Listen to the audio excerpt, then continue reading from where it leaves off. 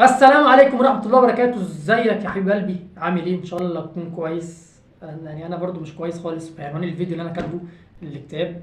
اول حاجة اصلا انا مكتئب عليها وزعلان عليها اللي انا بدأت البس بنص كم. الجو حر جدا، ايه ده؟ ما بنتحاسب تقريبا يعني. قبل ما ابدأ القصة اللي انا هحكيها دي، قصة تانية عن الاكتئاب. انا مش محتاج شفقة من حد، مش محتاج شفقة من حد، مش محتاج مساعدة من حد، مش محتاج حد يقول له يا حرام يا كوتي. لا، مش عايز كده. طالع اتكلم عن القصص اللي انا بحكيها دي حصلت معايا بجد. وانا طالع احكيها علشان انا اصلا ما عنديش صحاب كتير، وزمان ما كانش حد بيسمعني، فما كنتش عارف ازاي افضفض مع حد. فانا طالع افضفض معاكم انتوا عيلتي التانية، انتوا صحابي، والدنيا جميله وان شاء الله تكون الدنيا بيس مع بعضنا الايام اللي جايه. وهقول لكم برضو تعملوا في اخر الحلقه علشان ما تبقوش، عشان ما تعملوش زي زمان. انا كنت اصلا قعدت كتير جدا مكتئب، وقعدت كتير جدا مش طايق نفسي ومش طايق حد، كنت باخد حاجات ما. ها، خد بالك انت وافهمني بقى. انا بقى يا معلم احكي لك عن القصه واللي حصلت لي والحاجات دي كلها. اول حاجه في الحوار الاكتئاب ده التفكير الزايد. انا كنت كل يوم حرفيا بيجي لي كميه تفكير زايد غريب جدا، ببقى بيخليني ان انا مكتئب فشخ. تفكير زايد بقى عن المستقبل وعن اللي انا عايز اعمله، وتمسك ورقه وقلم وبقى وتفضل بقى تكتب. انا عامه انا كيوسف سام زي ده وحطيته في تيم، حطه تاني مكانه. لا اكيد بهزر، يعني مسكت ورقه وقلم وقعدت اكتب اللي انا عايزه ومشاويري واهدافي ونهايتي والدنيا، وهنزل اشتغل عشان اجيب فلوس والدنيا تبقى احسن بكتير يعني. بس الواقع يفشخ التخيلات اللي احنا كنا بنقولها يعني. الواحد ينزل يشتغل 2000 جنيه في الشهر، 12 ساعة. ليه؟ ما تيجي تتعب احسن. ليه 2000 جنيه في 12 ساعة؟ ليه؟ فانت تبقى حاطط اهدافك واحلامك على حاجات عالية، تنزل ارض الواقع يتحول لكابوس. انت بقى عندك احلام تكتبها تسيفها والدنيا خلاص تشتغل عليها، تنزل بقى ارض الواقع تلاقيها كابوس. فبجد الموضوع صعب يعني. انا مجرب والدنيا كانت زبالة جدا يعني. وطبعا قعدت فترة كبيرة قعدت تقول بقى انا هجيب فلوس منين وهصرف منين، وامتى بقى انا زي الناس الاغنياء، وامتى بقى مش عارف ايه يعني. والله العظيم بجد يعني اشتغلت والحمد لله وجبت فلوس، بس ما كانتش كتير قوي، ما كانتش هتكفيني طبعا بالحوارات دي كلها. انت عندك بحوش مثلا، عايز اجيب تليفون احسن من التليفون اللي بصور بيه دلوقتي، عايز اجيب كاميرا احسن من البتاع ده عشان الجو تبقى احسن ليكم، عايز اجيب سماعه زي السماعه اللي عامله زي الخازوق دي. لا، انت لو شايفينها يعني. ما علينا، تنزل بقى يا باشا ارض الواقع، تجيب فلوس قد كده اهوت، وتحوش لحاجه، تحوش لحاجه بقى ايه، حاجه كبيره، وانت خلاص جبت فلوسها تنزل تشتريها. يقول لك لا والله يا بابا ده اصل الجمارك والقرار الجديد اللي عملوه والدنيا والدين والدولار ومش عارف ايه. بيقفلك حرفيا، بيقفلك طبعا. انا واحد كنت بعاني من مشكله صغيره. انا في اعدادي كنت محبوب جدا جدا جدا من كل الناس، كبير صغير تخين رفيع وكل اللي تقول عليه. بقعد مع شله بستخف، بستشف. انا بقعد مع شله بستشف دماغهم علشان اعرف هما ايه دماغهم، ناضجه ولا مش ناضجه. انا يا عم، انا واحد صغير في سني، بس انا احب اقعد مع ناس كبيره، ما احبش اقعد مع ناس صغيره. بحب احسهم ان هم اندر ايدج، بيتكلموا كده عن يا اسطى انا جبت دخان يا اسطى امبارح، ويا اسطى انا خرمان يا اسطى ومش قادر يا اسطى، يا اسطى انا شارب 4 قهوه يا اسطى وعامل بص يا اسطى، ابعد عني ابعد عني. يا اسطى انا كنت امبارح مع صباح شبش، ما انت فاكر ايه، وقعدت يا اسطى اقول لها الدنيا والدين بقى وبتاع بقى يا اسطى، وسبتها يا اسطى. سبتها يا اسطى. لا ما عجبتنيش يا اسطى. لا. معايا توك توك، نفسي اجيب له موتور. هنا بقى ايه، بتلاحظ ان هو عيل فشيخ، يخرب بيت جمدانك يلا.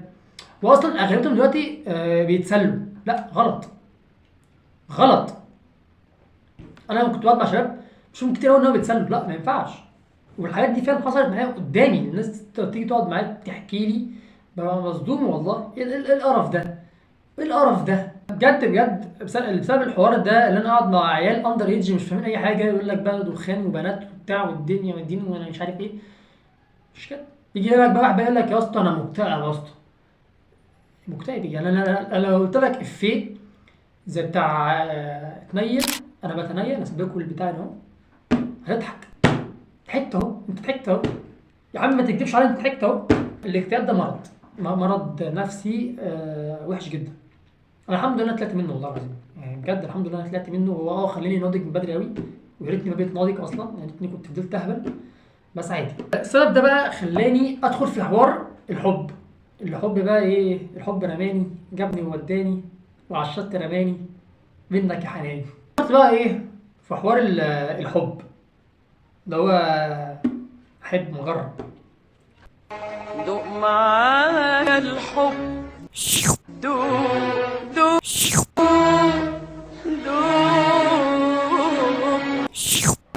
حب. يلا بينا ايه نحب.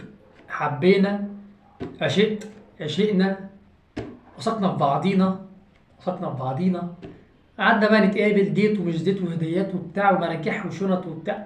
بجد انا شايف ان العلاقات دي كلها بقت توكسيك، ومحدش عارف معنى الارتباط. معنى الارتباط ده انت بتجيب شخص هنا وشخص هنا وايه بيبقوا مع بعض، يفضلوا مع بعض بقى لغايه لما انت تجهز، ولغايه ما هي تجهز، بعد كده ايه ترتبطوا، لا او تتجوزوا. دلوقتي لا، انت ترتبط، تاخد اللي انت عايزها وتنتقم من اللي جابوها، وخلاص خلصت، خد بالك انت، وتسيبها. البنت عامله زي كده. هو بالنسبه له البنت عامله كده، يفضل كده ماسكها. لا مش كده، يعني ما ينفعش. وقت ما تحب وحبينا خلصنا كله تمام، قعدنا كتير مع بعض، اتعودنا على بعض، اتعودنا على وجود بعض، يلا خازوق بقى. لازم خازوق، لازم خازوق. ايه معنى الخازوق بقى؟ مش اللي في بالك. خازوق ده معناه يعني بتلبس شيئا ما في شيئا اخر في مكان ما، خد بالك انت. زي ما قلت لك كده. ده انتوا ربكاش اللي هي طب السلام عليكم. السلام عليكم.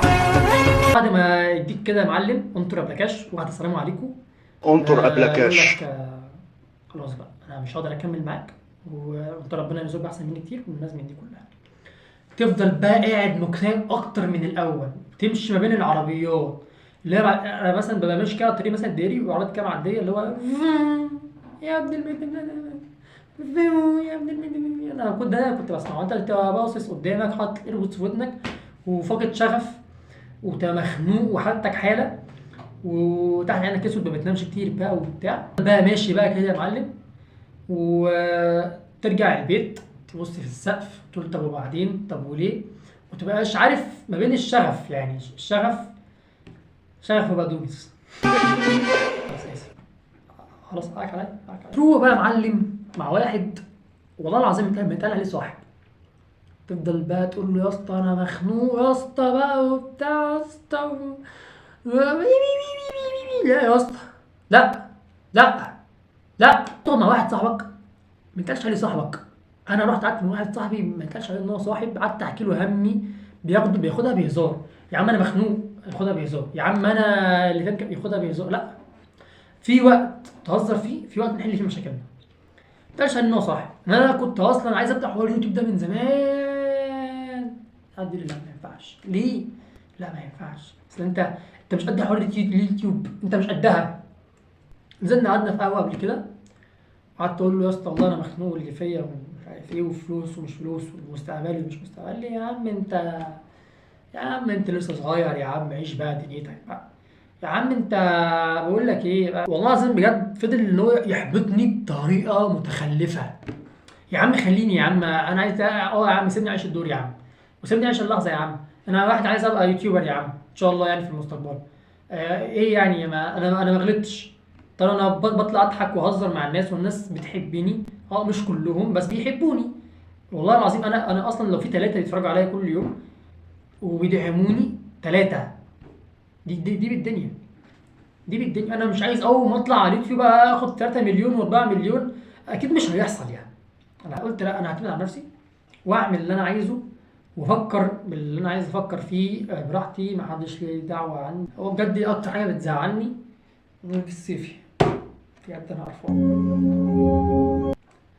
انا تعبان.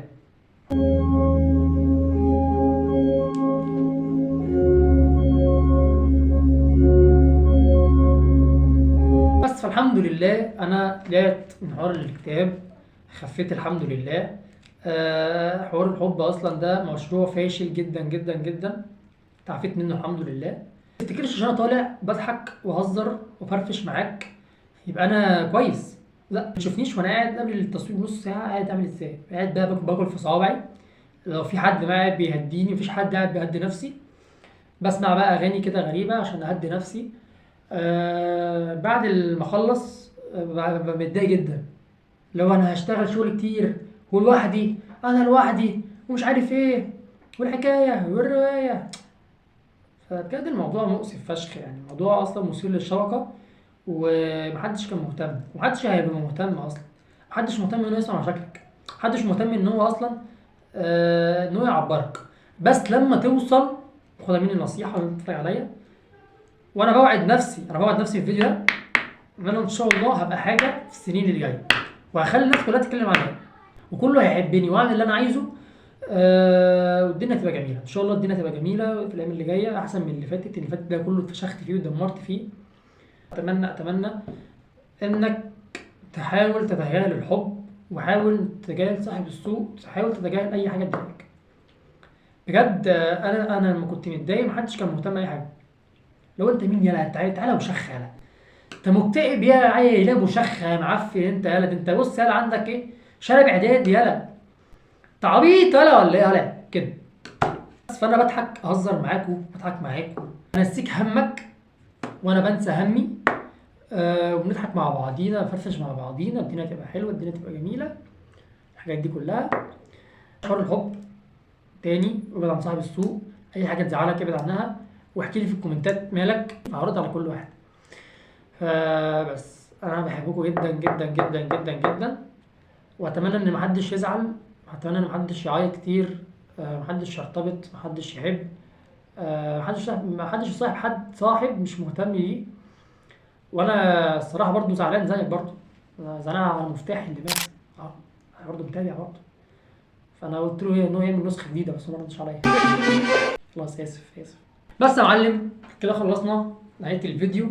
اتمنى انك تكون مرتاح نفسيا، اتمنى انك تكون راضي عن اللي انت فيه، وانا عملتها معاك.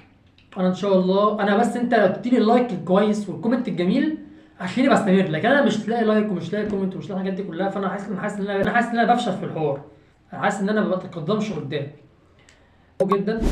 ان شاء الله ربنا معاكم وتحققوا كل اللي نفسكم فيه، زي ما انا ان شاء الله هحقق اللي انا نفسي فيه، وكليه عشان ابقى كويس. انا اصلا عندي مرض نفسي، انا اصلا مريض نفسي، مش معنى انا بضحك واهزر معاك فانا انا مريض نفسي اصلا وبتعالج.